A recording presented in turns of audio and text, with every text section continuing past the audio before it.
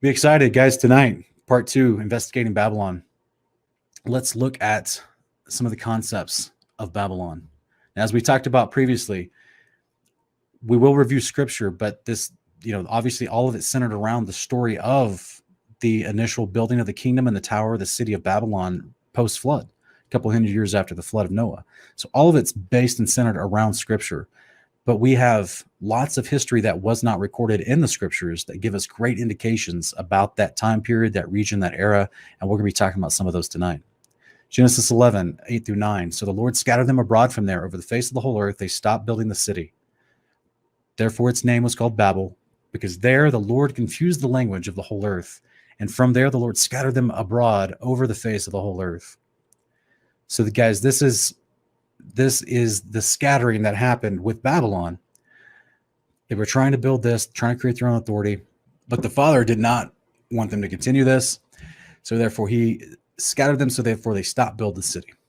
That doesn't mean that they stopped behaving according to the ways of Babylon. And it doesn't mean they stopped building other cities. They just stopped building that city. He thwarted their efforts in that specific region and place.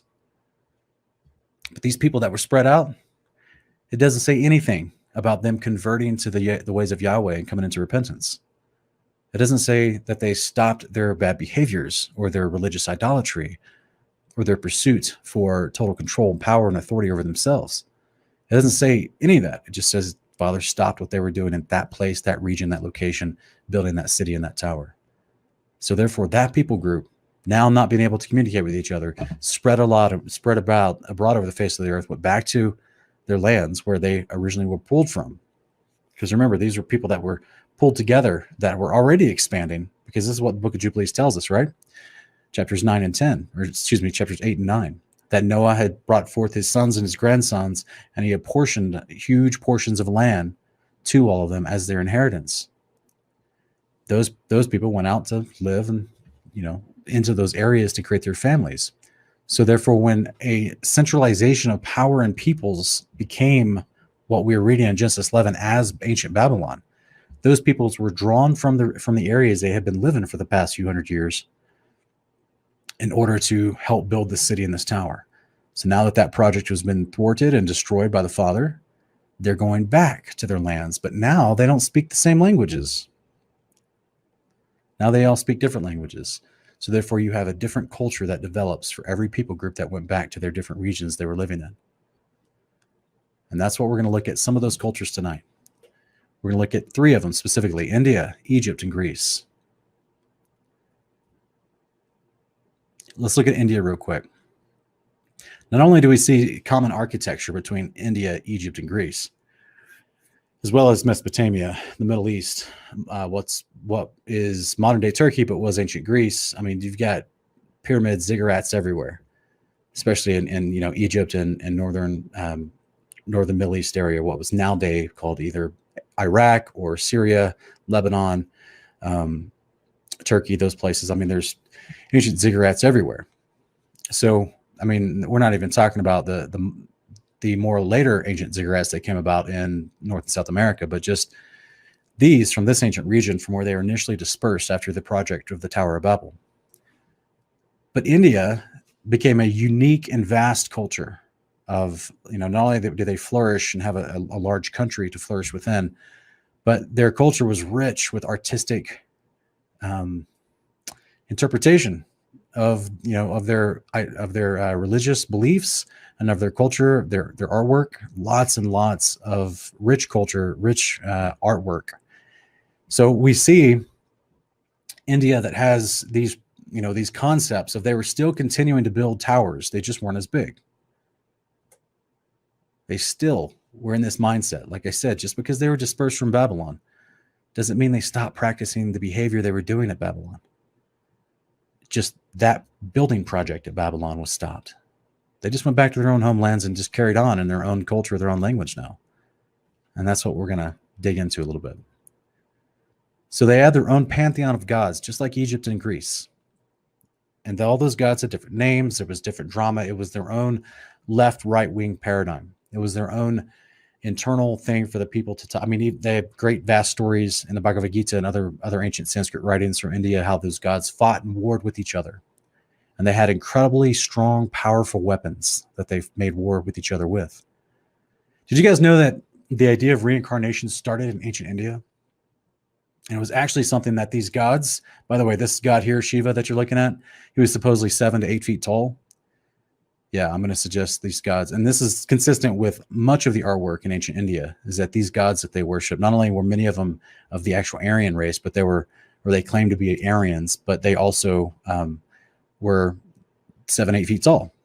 So this is where you would naturally, if you understood the Old Testament and understood what's mentioned about the Nephilim post-flood, especially when we dig into Genesis 10, and you line that up with Deuteronomy 2 and 3 and other places, you start to realize, okay, yeah, there was a lot of the proliferation of Nephilim post-flood of these giants were happening in many of the cultures. Greece and Egypt are replete with them, as well as India.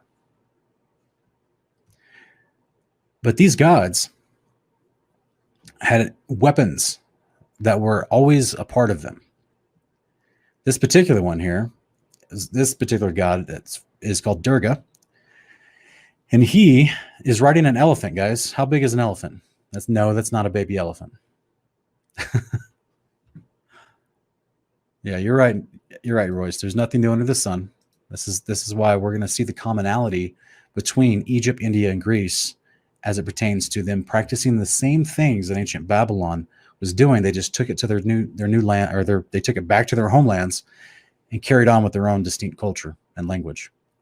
But I want you guys to take quick notice here. This is Vajra. He was considered the weapon of Lord. Excuse me, I meant to say his name is Indra, not Durga.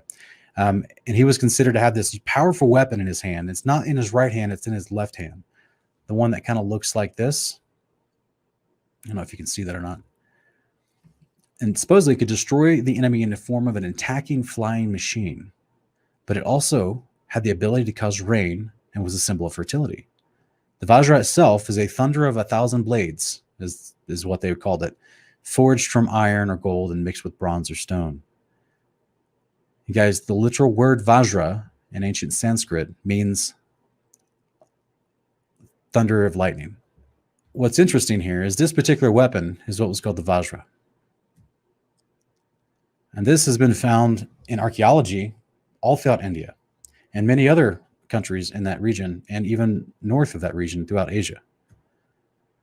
There's many, many examples of the Vajra with different styles. Now, this style up here in this picture in the green looks a little bit more than like the picture that we just saw, but there were other artistic styles where it started, the little blossoms, if you will, around the interior blade started to curve around it almost like claws. So it just depends on the style of the Vajra that they've uncovered and dug up. Here's a big one. Do you guys see the people sitting down next to this big Vajra they found? Look at the scope and the size. There's a guy in a pink shirt on the bottom left, and in the back right, there's a guy in a black shirt, and you can see his hair peeking up above the interior opening of that Vajra. This was found in Nepal, in the mountains of Nepal. Big Vajra. This was a powerful weapon, was considered one of the most powerful weapons of the gods in ancient India. And it could control and send an attacking flying machine. We're going to get to that later. In Sanskrit, the Vajra means a thunderbolt or a lightning bolt. Here's a different version. Very artistic, very unique. But there's a reason for it, and we're going to explain. Here's a couple of Vajras that have various designs that are in a museum in India. As you can see, one of them is kind of flat, kind of two-dimensional design, and another one is got more of a three-dimensional shape to it. Lots of different versions of the Vajra. It's not about the design; it's about what it was supposed to have done. Here's another artistic one that was found in Tibet. This one's very ornate. I doubt this one was actually used for war or anything, but very ornate. You guys see the Vajra in his hand? This is ancient Shiva. This is the god Shiva. You got the serpent wrapped around his neck. He's got the half moon, all the symbolism of Isis, of Egypt. He's sitting with the, what does that look like in his hand, guys? Put in the chat if you know what that is in his hand. What do we commonly call that? Exactly, where spell. This is all the same stuff that they were using. They just brought it back with them. It's the same concepts. This is why we're going to see it in all these different cultures. Yes, they were gigantic.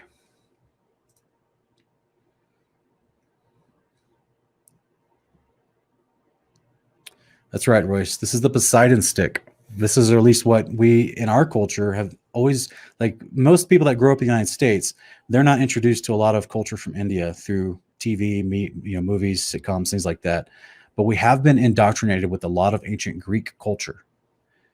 So Poseidon, one of the ancient Greek gods, had this same stick in his hand.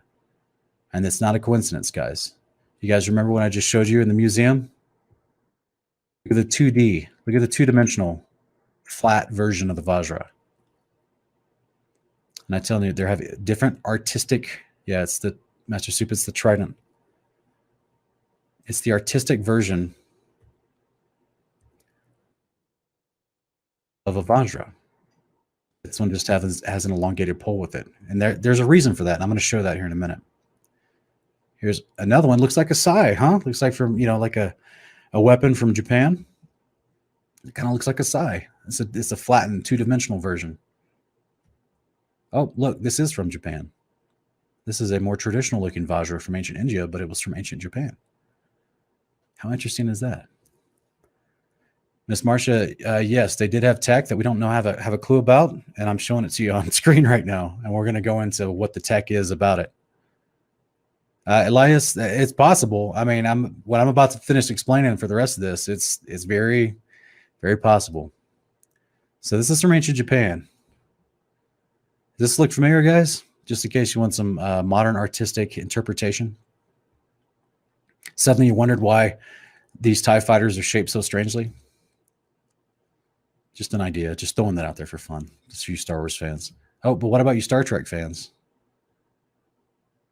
You ever wondered why this ridiculous-looking Romulan ship was shaped like this? When you're having a battle in the air, just like ancient India talked about, the Battle of the Gods. So Lord Indra of ancient India. Yeah, Shannon Lowe, you're right. It's also, they use these in the Stargate movie. I just didn't, I've already have way too many slides for this presentation. I just didn't want to show too many. So I was just trying to show like really, yes, a lot. Stargate like is a really popular movie and the series was popular, but I figured people would recognize Star Wars and Star Trek a little bit more. But you're right. It's in that one too. So again, this was considered to be the most powerful weapon in ancient India among the gods. That it was literally named Thunderbolt or Lightning Bolt, can control the weather, and also could somehow control or send out an attack against you in the form of flying machines. Flying machines. What are we looking at here? You guys know about ancient Vimanas? Anybody heard about ancient Vimanas? You ever read the Bhagavad Gita from ancient India? We're going to go into this in a future episode, okay, guys? I'm just teasing y'all with this right now. We're going to talk all about Vimanas and Hitler's Belt Project and a whole bunch of other stuff when we transition into our present Babylon Present series, right? We're still in Babylon Past series. We're looking at ancient Babylon. But when we transition into present Babylon, we'll talk about it more. You guys see this? Here is a Vajra on top of a bell from ancient India. There's a reason why they put these two together. Look at all these different depictions of a Vajra on top of a bell. They had all these different depictions. Like I said, when we go over Babylon in the present form, we're going to be reviewing the Vajras, the flying machines, the bell projects from Hitler, because Hitler was obsessed with the Aryans who are from ancient India. That's literally where he adopted the swastika. But yet in ancient India, it was supposed to mean peace. But the point is, that's where he adopted his occultic religion, was from ancient India. Let's transition, guys. For the sake of time, we'll go over to Greece. Here in Revelation chapter 2, 12 through 13. Kyle, not only does it look like the Pope's crown, but I almost included a picture in here how it looks just like Queen Elizabeth's crown, too. She's got a Vajra on, and it's a weird crown. It's not the traditional tiara style crown, but it's the other. It's like the dome cap crown, the one that has the purple felt on the inside. It's got the Vajra tendrils that creep up to the top and come to a point at the top. I always wondered what that was, such a weird design for some sort of crown. But yeah, it's just an ancient Vajra. So guys, if you look, and here in Revelation chapter 2, 12 through 13, it says, "And to the angel of the church in Pergamum write this: the one who has a sharp two-edged sword says this: I know where you dwell, where Satan's throne is, and you hold fast my name and did not deny my faith, even the days of Antipas, my witness, my faithful one, who was killed among you, where Satan dwells." In the same verse, guys, he mentions twice that this is where Satan is. Do we take that literally? Remember when Jesus was tempted in Matthew 4 and Luke 4? Satan came up to him. Do we take that literally? Remember in Job chapter 1 and 2 when Satan goes up to heaven with the other angels and presents himself before Yahweh, and Yahweh asks him, "Where you been?" He's like, on the earth, to and fro. Do we take that literally? Do I take Revelation 2, 12 and 13 literally when Jesus is telling John, giving a message through the angel to the church at Pergamum, which is in ancient Greece? It's now modern day Turkey. Telling them this is where Satan's throne is. This is where Satan dwells. I know you're there. I know that they're engaging in persecution against you there. Do we take it literally? So this was the temple of Zeus, also considered Satan's throne, in Pergamum in ancient Greece. Here's supposedly, remnants of one of the temples to Zeus, and supposedly this one is of Pergamum, of that stone structure I just showed you the drawing of. Here's a replica that they've made and put inside of a museum, the Temple of Zeus. Here's a replica they made for Obama's speech, one of his speeches several years ago. But that's a little here nor there. Let's talk about Zeus. This is ancient Greece. We were talking about ancient Shiva and Lord Indra from ancient India a minute ago, and this powerful weapon they had. Do you guys look at it? Look what's in his hand. Do you guys see what's in his hand?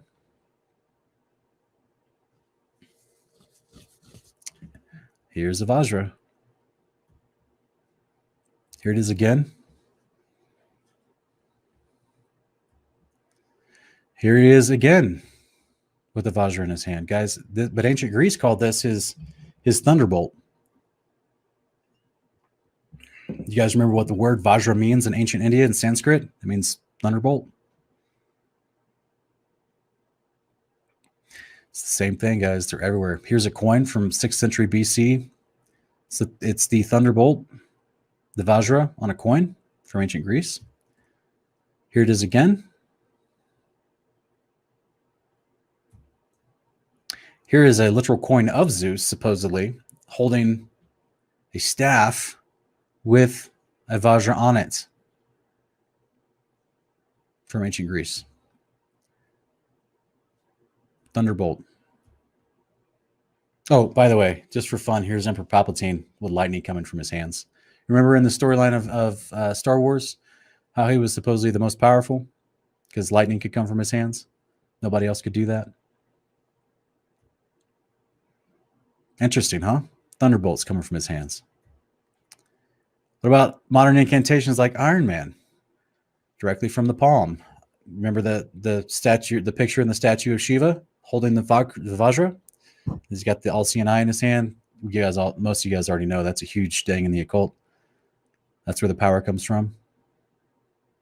And that all-seeing eye is connected to something connected to the Vajra that we're going to study in Egypt. Look at Iron Man. Look at his fingers. Are his fingers the tendrils that stretch out around the blade from the Vajra in a modern day depiction? Possibly. It's interesting, though, that he shoots lightning from his hand.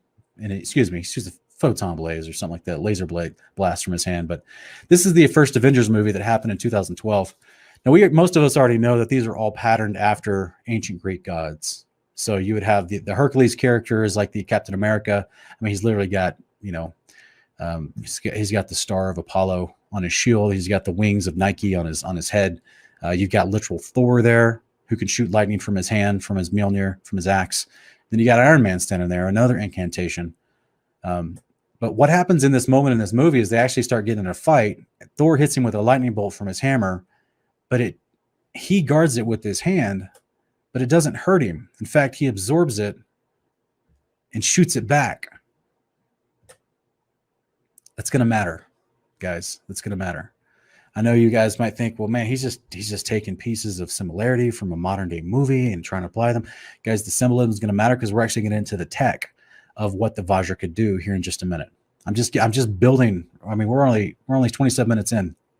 I'm just building to explain where this stuff goes, what the ancient people believed about these things, and should we take their beliefs seriously? Let's move into ancient Egypt. You guys see a Vajra anywhere? You guys know who this is in this boat? This is Ra, head god of ancient Egypt, sun god. Serpent wrapped around the sun on top of his head. You got the eye of Ra behind him. You got the Benu, or the, what's it called? The not the ibis, or is it Ibinu or something? The Benu is behind him. That bird supposedly represents resurrection. And then he's fighting a serpent, and he's actually on a boat. Supposedly in this depiction, he's on a boat in the underground river of the earth, and he's fighting a great serpent with this thunderbolt, with this Vajra. Let's look at some actual hieroglyphs from ancient Egypt. You guys see this? I'll make it a little bit bigger for you. Do you guys see what's in his hand? Look what's in Ra's hand. Ra's the hawk-headed figure with the snake wrapped around that sun above his head on the right-hand side. And then in his hand, he's holding this staff. This was the staff of Ra. Yes, Sean, you're right. In ancient Hebrew, Ra is the word for evil or bad. Look at the bottom of his staff, guys.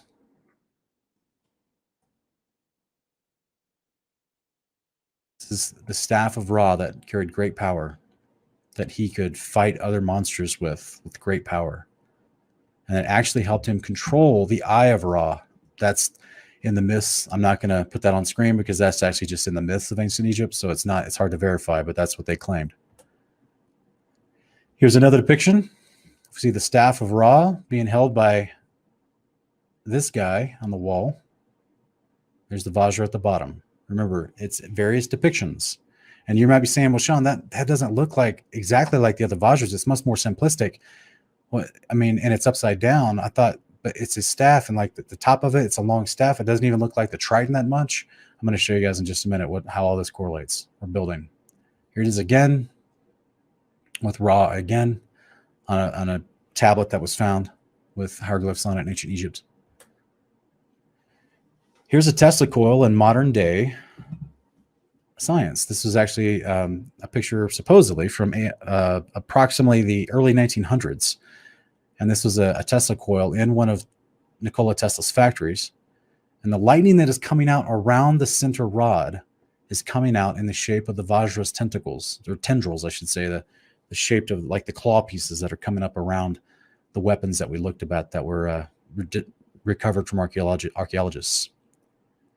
Here's a rod in between the lightning discharge from a Tesla coil coming out just like the shape of a Vajra that we saw in Zeus's hand, that we saw in ancient India in that god Indra, his hand.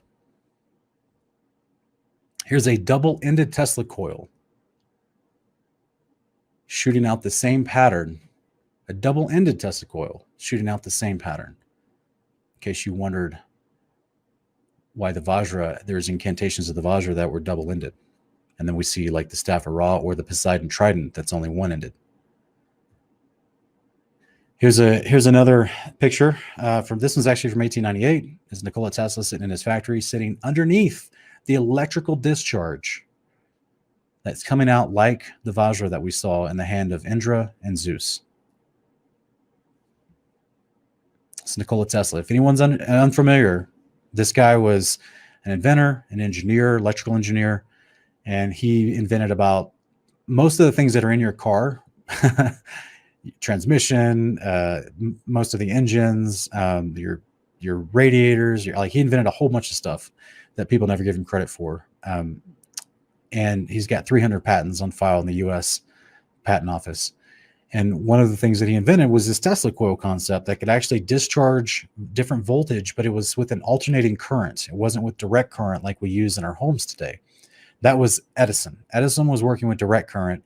Tesla was working with what's called alternating current. So while it can be dangerous in low doses or low voltages, it's not dangerous. And you can touch it. Shooting off plasma discharges in low voltages, you can actually touch it. This is a variant of a Tesla coil in the modern times. Someone made it, looks like in their bedroom or their dorm room, and they can touch the plasma discharge that's coming off of it. Here's another guy with a different form of a Tesla plasma discharge in an outside experiment that is actually touching the plasma discharge and not being electrocuted. This is just science, guys.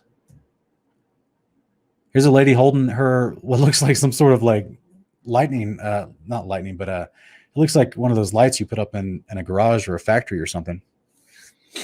And it's attracting the plasma discharge from the big Tesla coil, and it's not hurting her.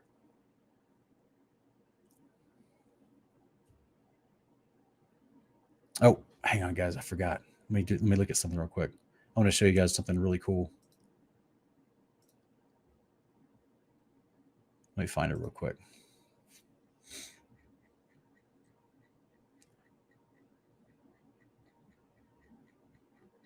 Yeah, there's actually people putting on a demonstration with Tesla coils, and I'm going to find it real quick for you. Sorry. I was, like I said, I had to reboot my computer. Okay, 1 second here. Let me pull this over. Doesn't matter if you can see it or if you can hear it or not. The sound's not important. You guys see this? All right, so there's two people. They built a platform on top of two Tesla coils, and they painted them red and blue. And they have these special suits that they put on in order to, just for layman's terms, to buffer the energy of the Tesla discharges that are coming off of these two Tesla coils they're standing on. These platforms, you see the ladders going up the side of these? These are big Tesla coils they're standing on with ladders going up to the top of them. And they're going to put on a little show once they stand up on top of these, and they actually start the electrical discharge through the Tesla coils coming up through their bodies. You guys ready? You guys see this? Isn't that crazy? Look what's in his hand. Does this look familiar?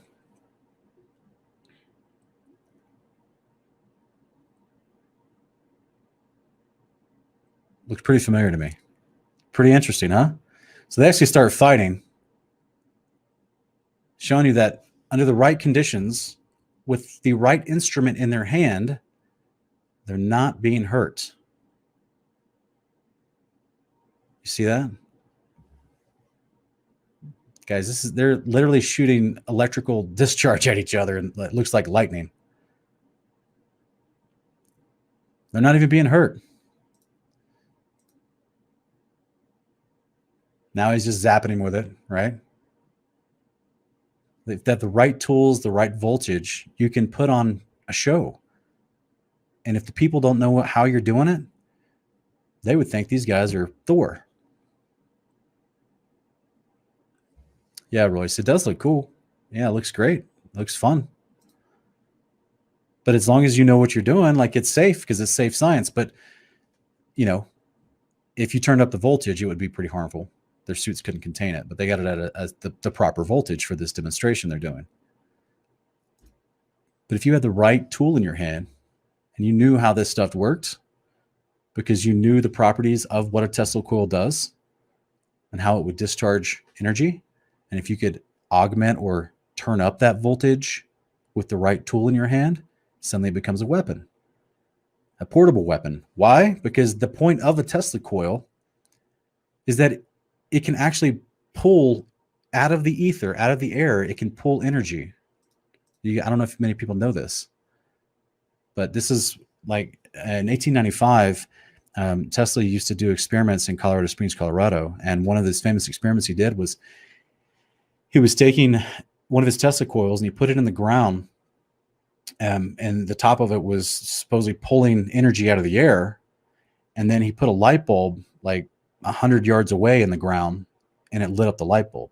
So it was pulling energy from the sky and it was conducting that energy through the soil to this light bulb that was just pushed into the dirt, and it turned on the light bulb. He was proving that there is this ether that it runs through all of creation in the sky and in the land. It's being powered by an electromagnetic force, low voltage of alternating current that will not hurt you until it's manipulated in the proper way with the proper tools. So when we have people showing a Tesla coil, this is a large-scale Tesla coil that was in Russia. They don't use it anymore to harvest electricity. Why aren't we using that all across the world? Because Edison won the propaganda battle back in the early 1900s. But that's a whole nother show. Remember these? What does that look like, guys? Does that look familiar? Guys, let's go to Egypt. We've been in Egypt, right? We've been talking about this idea of Ra, his staff. Now look what these are. We talked about these in my Apollyon video. And yes, 711 Lucas, you're right. Yeah, copper is an important part of this. And yes, 5-stone SECC, Tesla coils give free energy. That's right. So the idea is that, by the way, 711 Lucas, those Vajras that we saw and the first pictures, my first slides at the beginning of this broadcast, most of them are made of copper. So what are we looking at here in these hieroglyphs from ancient Egypt? We're looking at little dudes standing next to giants moving this big pillar. And as I show in my Apollyon video, this pillar, guys, was called a Djed, D-J-E-D, a Djed. This is closely associated with Ra and Osiris. Does that look familiar? This is exactly what we saw on one of the bell-shaped Vajras that we just looked at. And we're going to see it further because this is the shape of a Tesla coil. This is a little bit better picture of that interior temple with this hieroglyph on the wall. Now let's look at the staff of Ra being held by ancient rulers. We got Ptah, P-T-A-H. Ptah is on the left. I think it's Pharaoh Amenhotep, I think is who it is, the gold one in the center, and it's also him close up on the right. You guys see this? The staff of Ra with the Vajra at the bottom, Tesla coil at the top.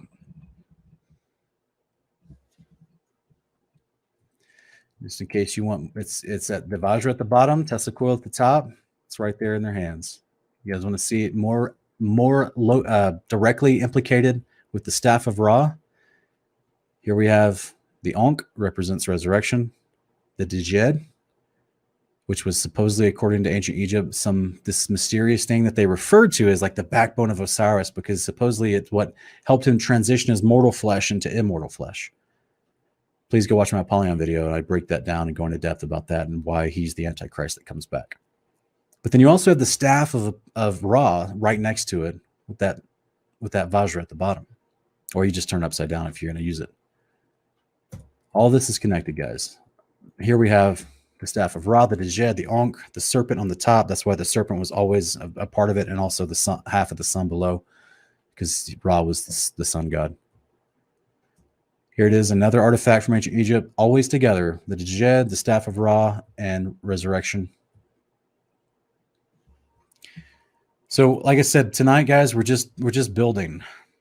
We're just building to more concepts. So, ancient India worshiped giant gods, quote unquote, little g gods, giants, that called themselves little g gods.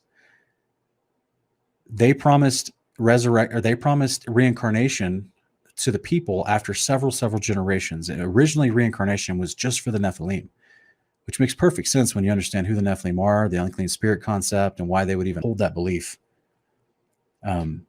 As far as who the unclean spirits are that were deceiving these people, as Jubilees chapter 10 explains to us.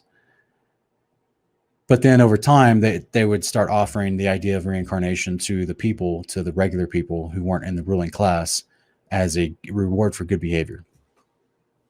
So, but it originally came from the Nephilim, these ancient rulers that had come from Babylon. Guys, not everybody was destroyed when Babylon was overthrown. That's why it's called overthrow in the book of Jubilees. The tower itself was overthrown.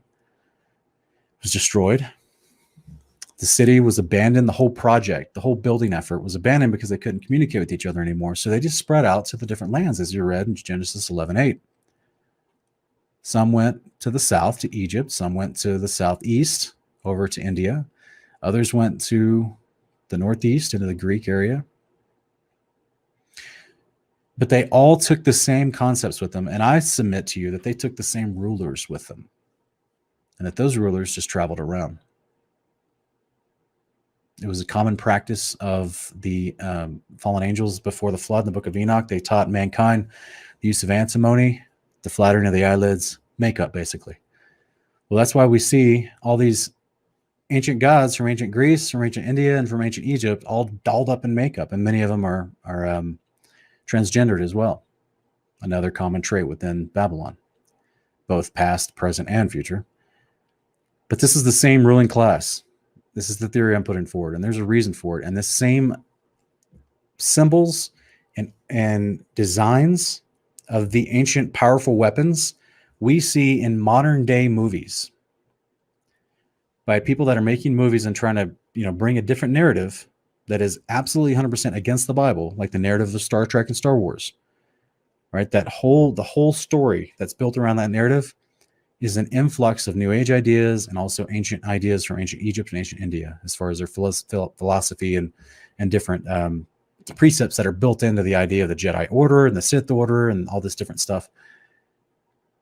But then you've got the modern incantations within those artistic depictions, literally of things that we see in hieroglyphs and ancient paintings and ancient pictographs from these ancient cultures about how the gods had this stick of lightning.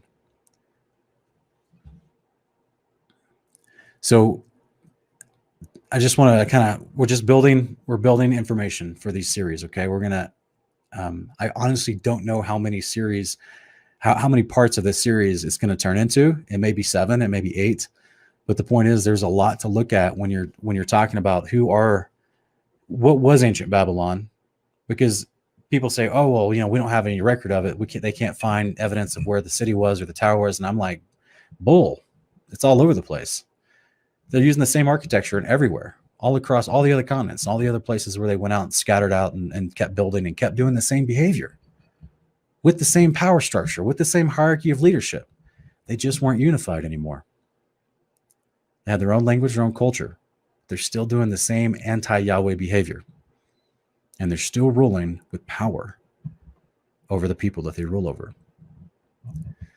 So this particular episode is focusing on one aspect of that power. And how interesting is it that, as we read earlier, that this particular Vajra thunderbolt weapon that they had, not only could it control the weather, but it's also literally called Thunderbolt. And in Zeus's depiction, it's actually shooting lightning from it.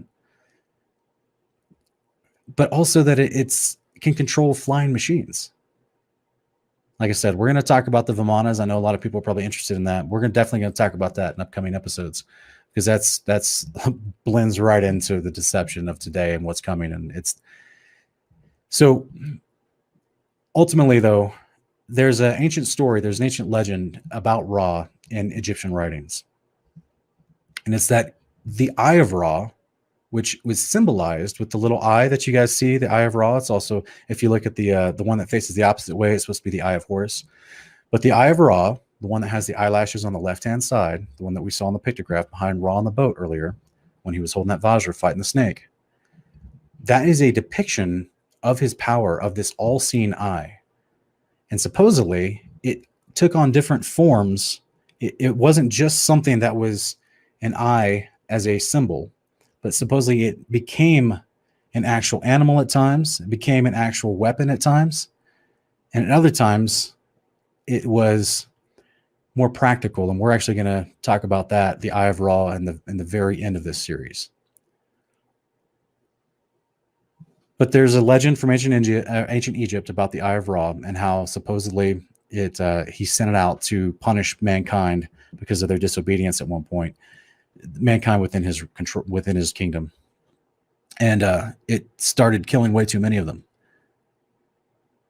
So it was an actual thing that went out and did his bidding and physically killed people, and then he had to call it back because it was doing too much. I just think it's interesting because I see a lot of unique parallel to this concept in Revelation 13, where the second beast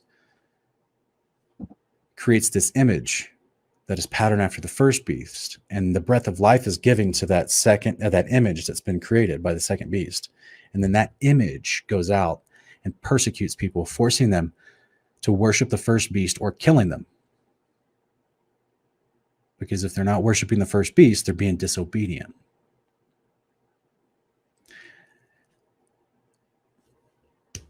Very interesting. And as I show in my Apollyon video, this Ra character, he would be the synonymous with the Satan character. Same thing with the Zeus character. And so they would have this son, if you will, that took on an apprentice role that became like in ancient Egypt. They talked about Ra and Osiris, that Ra was the sun god, he was the patron god, but then Osiris came up and he was actually engrafted into Ra's authority and power, and as well as the Djed being mixed into somehow making him become immortal. And as a result of that, he was Ra then labeled Osiris the King of Kings and Lord of Lords, but specifically of the underworld.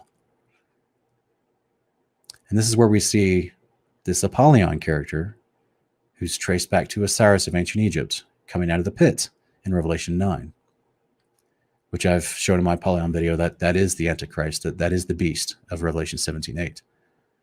So this is why I'm trying to show and bring some perspective and some scope to all this, guys. The Father, through his Son, through an angel, speaks to John in the book of Revelation, gives a message in chapter 2, tells you that at that point in time, he literally says in 2 verses that Satan's throne was in Pergamum, which is in ancient Greece.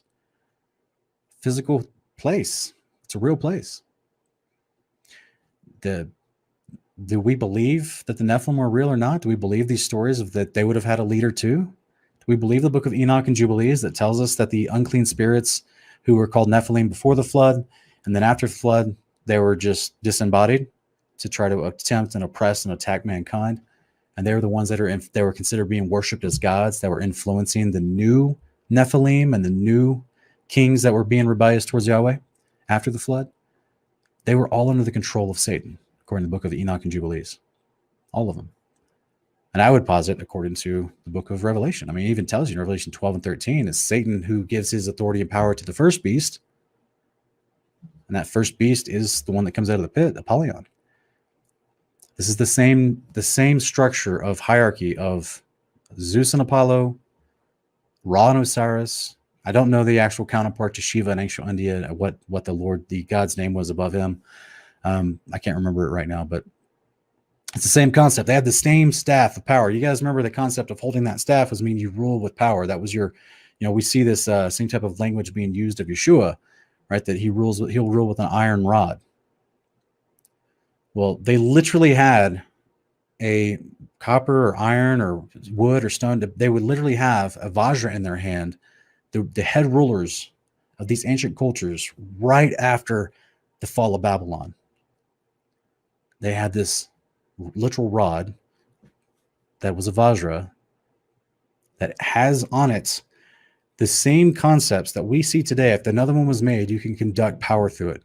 You could literally pull electromagnetic energy out of the air, conduct it into an actual discharge or plasma in a high voltage. You literally have a thunderbolt in your hand.